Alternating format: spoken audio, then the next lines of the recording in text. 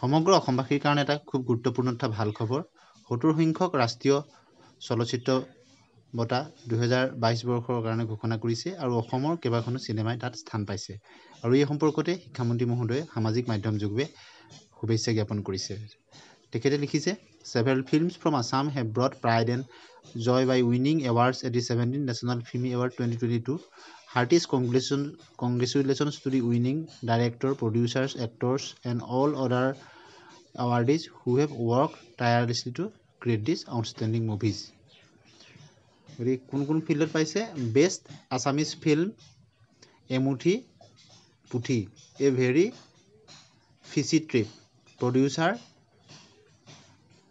মেটানৰ্মেল motion production private limited director Kulanandini Mahanta best Tiwa film চিকাই চাল if only trees could talk Tiwa producer imaging media director doctor Bobby Sharma Baruah best short film up to 30 minutes শূন্যতা void Assamese producer H M. Production director Nabapawan Deka special mention Birubala witch to Padmashri Assamese producer Aimee Baruah production society director Aimee Baruah Hargila the greater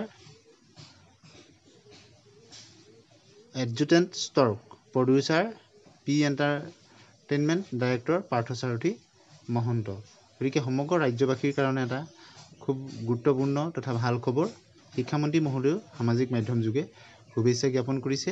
গতিকে অসমবাসীৰ কাৰণে এটা গুৰুত্বপূৰ্ণ এটা ভাল খবৰ কেইবাখনো অসমীয়া চলচ্চিত্ৰই তাত স্থান লাভ কৰিবলৈ সক্ষম হৈছে ধন্যবাদ